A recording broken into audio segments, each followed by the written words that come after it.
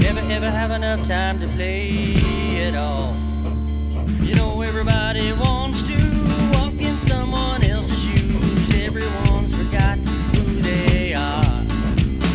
Such a crime to waste his time away.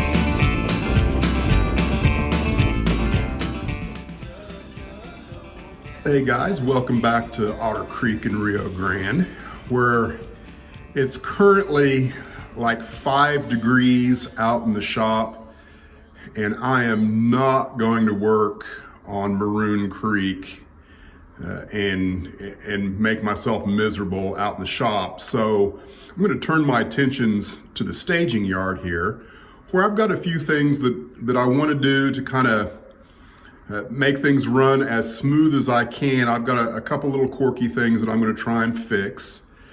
I want to start with kind of an explanation of what I'm doing with the yard and how it works and why I want to make how it's working just a little bit better.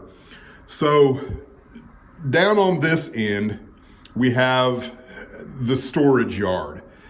The purpose of that yard from the very beginning when I designed the staging yard is just for storage. Maybe a dedicated stock car train might get parked in there. You know, one of those tracks, nothing but stock cars. Maybe another track, nothing but reefers, maintenance of way. Just something that as a whole unit would get parked there. And then I've also got these other 4 tracks in here that are actually designed for locomotives that I can swap out or do whatever. Just general storage, because eventually there will be layout on top of it, and getting in and uncoupling anything is going to be a chore eventually. But right now, I've been using it, you know, kind of as an interchange yard and swapping in and out of cars where I can reach in and uncouple and just kind of enjoying it for what it is at the moment. Now, how that works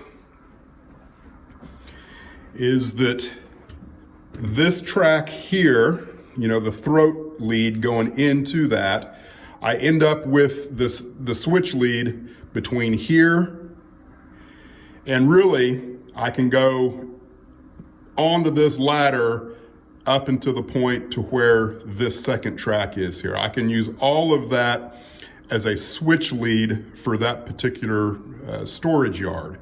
And the reason why is because I route all traffic counterclockwise around the loop. So this part of the yard, it's designed for staging. You know, these are, I've got 6 staging tracks, but really I only have 5 because, you know, if I can actually circumnavigate the whole layout, you know, if I'm coming in counterclockwise, this turnout, and that turnout, if I take the straight through route, that makes this the main line. So in theory, and it's the same way down on this end, the 3 turnouts on that end of the ladder down there are all straight through until you get to the curved turnout on the throat. So if I can do continuous running, this track right here becomes the main line, and then that track up there I can use as a switch lead and not interfere with anything circumnavigating the layout. So what I want to do today, I'm going to take a look at this turnout eventually, but the first thing I want to do is replace this turnout. This turnout is, I think this was the very first curved turnout I ever built. Now I did build all of the others first, but I have, I guess, learned a lot about how to build a turnout since I did this one. And it works, but I know that I can make it work better. And what I'm hoping for is that the new one that I've built, that I will be able to come in at something closer to a mainline speed and have no worries about a derailment. So that being said, I'll try and point out a few differences between this turnout and that turnout and why I need to actually swap it out. When you build these turnouts, you have to cut away the base of the rail to accept the point. And when I first built these, and these were the first I built, the staging yard is where I started, because I knew that at some point I probably would get better and I would have plenty of railroad to build before I was ready to build on top of the staging yard. So I would have an opportunity to replace any problem turnouts before, I built on top of it. And I'm at that point right now. So that's basically what I'm doing. This is, to a certain degree, going exactly as planned. This is the tool that you use to notch out the stock rail. And so when this tool was brand new, this side of the tool will be the stock rail for, I don't know off the top of my head, but this side might be the diverging rail for a right-hand turnout, and this would be the non-diverging rail for a right-hand turnout. And then if you build a left-hand turnout, those are swapped. This side of this tool, when it was brand new, would not cut away any part of the head of the rail. Okay? In this area right in here, where your point makes contact with the rail, it really needs to be recessed in so that point is recessed into the head of the rail and not flush with the head of the rail. And that way there's zero chance that a wheel set can pick the point as it's coming through. You want that point to be recessed into the rail so nothing can hit it. So right here, this is the current turnout. You can see that there is no real recess into the head of that rail, and my point protrudes out just a little bit. So that's one of the things that's causing me problems. Here is the new turnout that I've built, and you can see that there's just a little bit of a recess in the head of the rail, and now there's really no way that your front pilot truck on a 282 can hit that and bounce and cause all kinds of problems. So that's the number one problem that I believe I'm having with this turnout right here. So that's problem number one. The next most critical area of the turnout that you need to pay attention to is the frog, of course. And it has to be far enough forward that your wheel set doesn't drop in, but not so far forward that a wheel set will pick it as it goes through. And another point, if you're using these fast track tools, the base of the rail, I find that the tool doesn't remove enough of it. And so I go in and remove a lot more of the base of the rail just to make sure that as you move the frog forward, the base of the rail is not hitting your wing rails here and deforming the actual point, because that's crucial, is that you have no deformation, in here, because there's too much pressure going that way. And of course, you have to make sure that you've got just enough room there that your flange ways are exact. You don't want it to be tight, nor do you want any slop, left or right slop.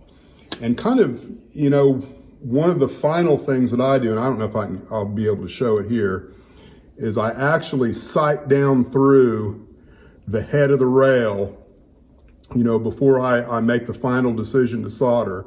But I will sight down through the top of the rail and try and make 100% sure that everything is aligning perfectly, not just with the gauge, but also with my eyes. Because your eyes don't lie, the gauge doesn't lie. Use both of those things in conjunction with each other, and you should have a wheel set that goes through just silky smooth.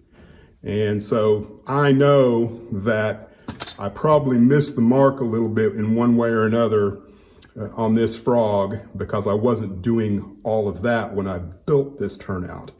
It's just been kind of a learning process. So I think this one's good to go. It's just a matter of removing this one and putting this one in. So I'm going to get started on that.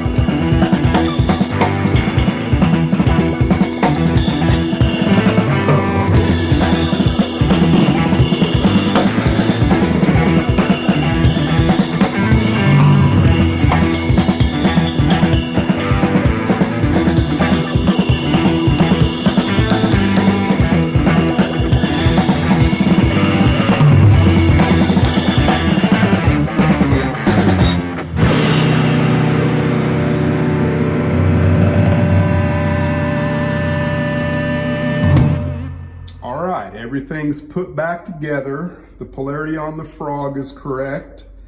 It's probably as good as it's gonna get. So the only thing left to do now is to run the 482 through here and see if I can maintain a mainline speed. So I guess I'm gonna cross my fingers and see how this goes.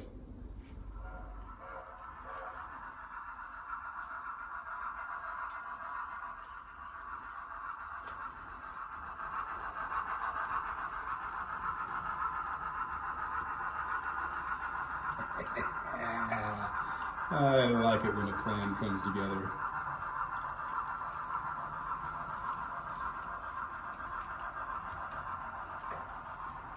I wouldn't have even attempted that with the other turnout. So now, let's follow it around and see what happens when we try and follow the main line, which is, again, this second track right here.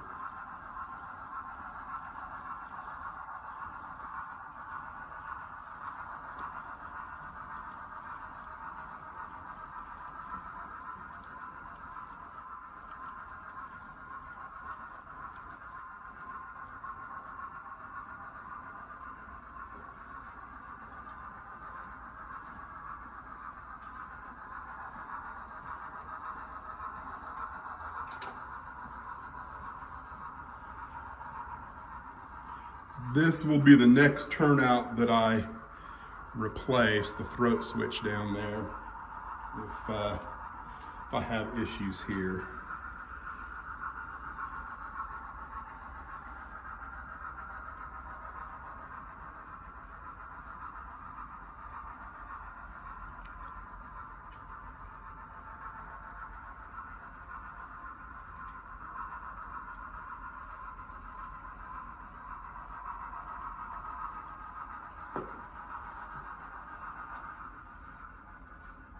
Oh, I forgot to turn the track power on. There, we got track power now. Let's see what happens when we exit.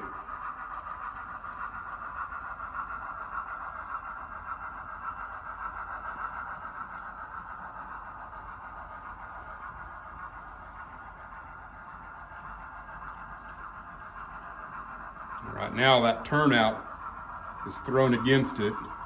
We're getting ready to hit the yard ladder.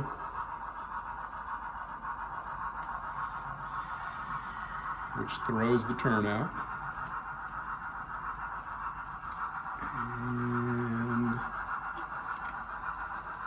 And ha-ha! That makes me smile.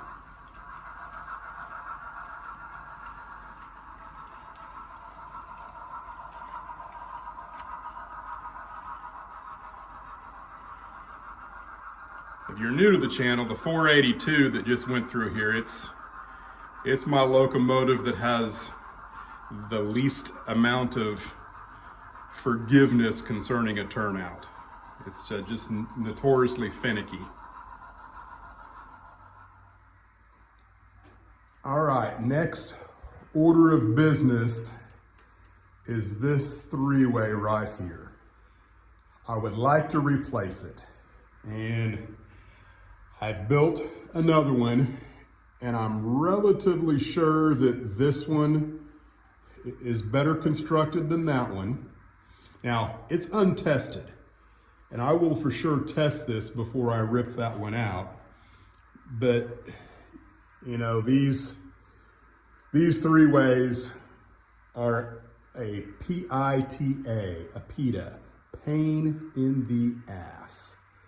And there's all sorts of little different kinds of modifications that you need to make to these turnouts to get them to work well. That, you know, I've got a whole video on the three-way. If you're interested, go find it. But there's really no instructions for this turnout whatsoever.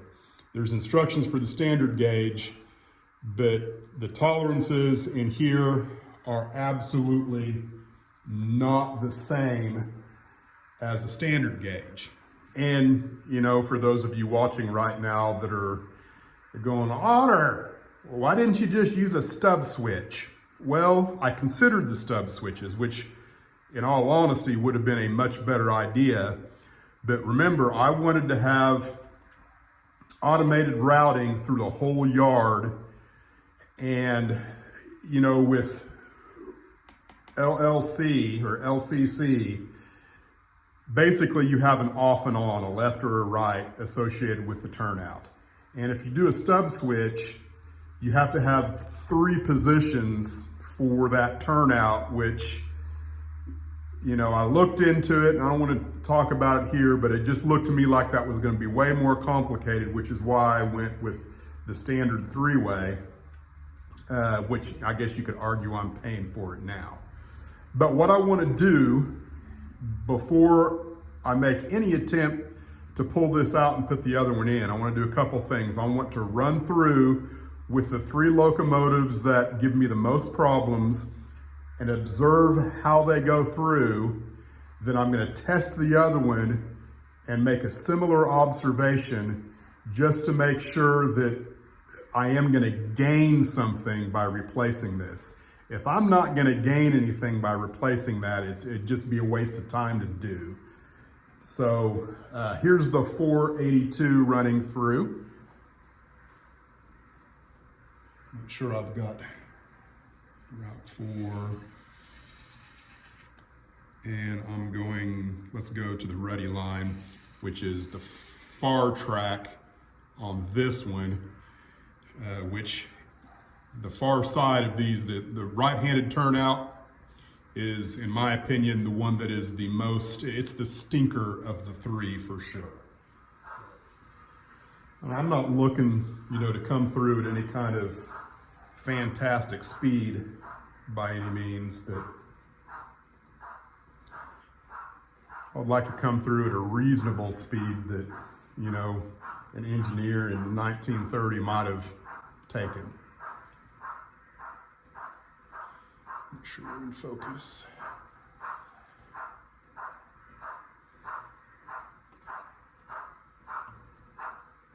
So I'm getting just a little bit of body lift right there.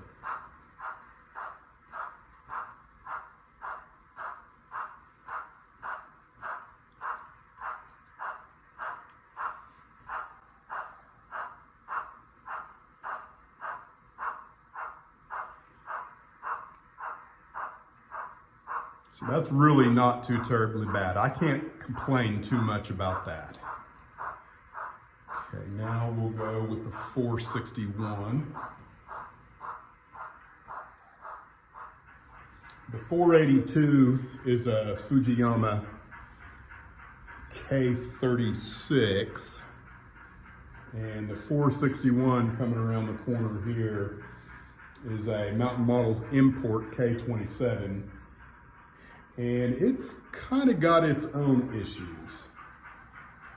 It runs well, but there's something kind of wonky going on where it will short out against itself on some turnouts. And typically, if it becomes unrailed, it's because of the tender more so than the locomotive. And I still haven't figured out how it's shorting out against itself.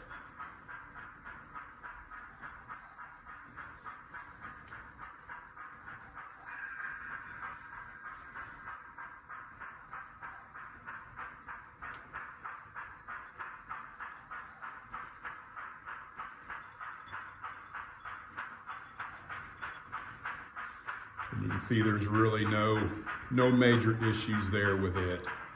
Not much body lift at all.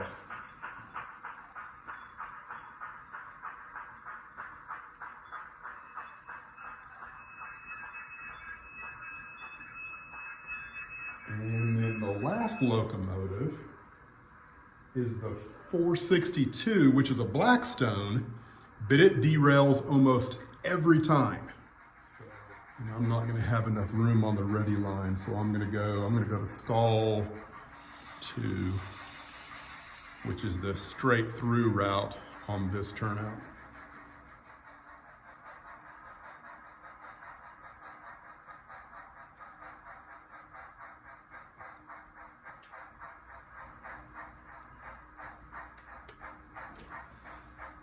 And it has derailed in the front truck there. And I think it's because of the locomotive as much or more than the turnout. Something's not quite right. I don't know if when whoever put the snowplow on, if something's malaligned there, but it's the only Blackstone that has any problems whatsoever in these 2 3-ways, and it's every time. So now I want to set up the other 3-way and see, if it is considerably better. All right, we're going to go in reverse order here with the 462. Make sure I've got the correct route chosen. And here we go. Oops, I'm in reverse. Try this again. On the same speed I was on the other one, which is a 10, whatever that means. The 462 is the one that the 2 and the 282, the first 2 derails. So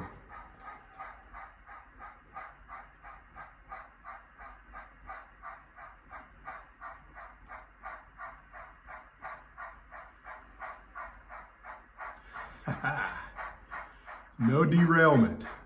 That, my friends, is what I would call a success. All right, this is the 461. And what I'm gonna do is I'm gonna take it maybe just a little faster.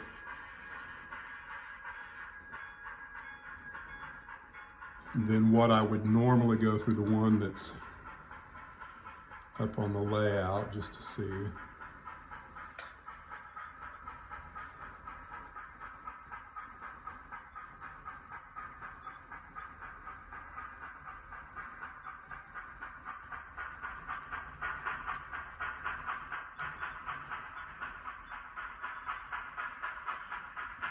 Not bad. Now I'm going to reverse this one. Let's say part of the quirkiness of this locomotive is that when the decoder was installed, it's got pickups on the truck, so there's wires coming out of the trucks, and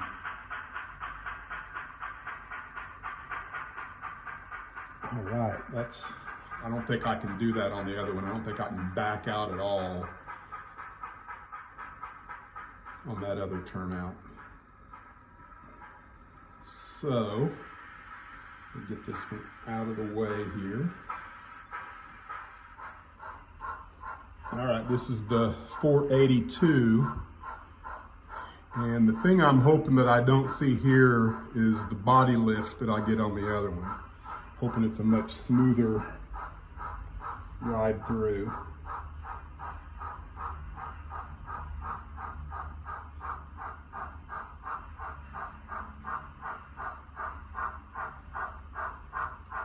And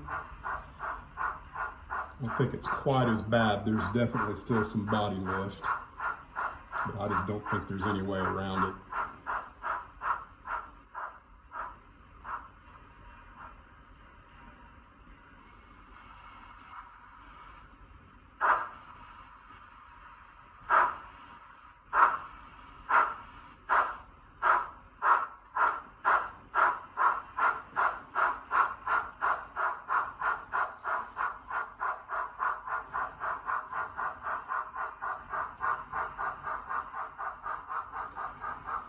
Definitely some body lift.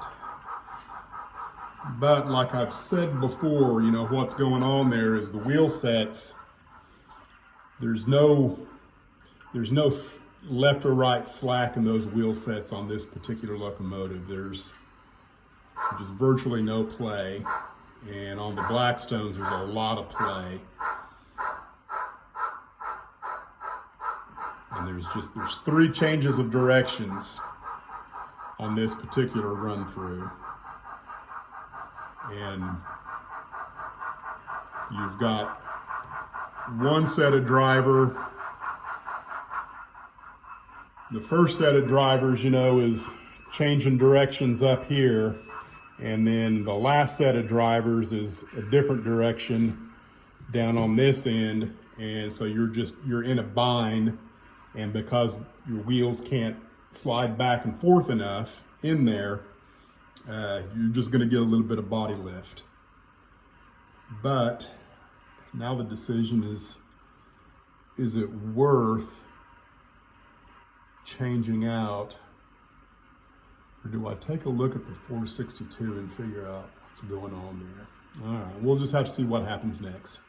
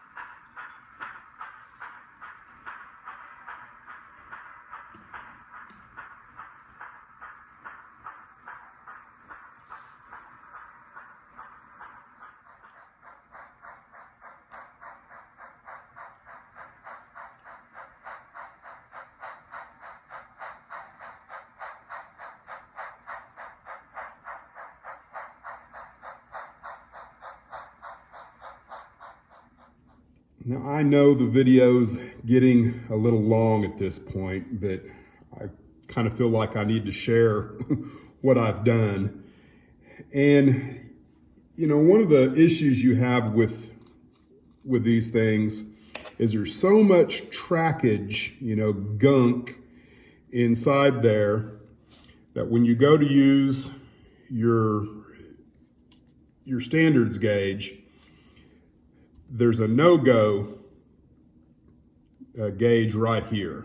And that no-go gauge keeps you from checking a lot of your tolerances, because you can't, it would ride up on another piece of track. I just cut that off. I cut it off, sanded it down. That way I could check all of my flange ways everywhere and not wonder whether or not they were exact or not. And another thing that I did, because I was still getting body lift, and I thought, it would sure be nice if I could actually see precisely where this is happening at. And then it dawned on me, and I realized that I actually have a K37 that I could look down through. And, so being able to look down through and actually see where the bind begins on this front driver in relationship to the other 3 revealed several things. And it's going to be a little different on every turnout, but on the one that I just worked on, I ended up on this rail, which is the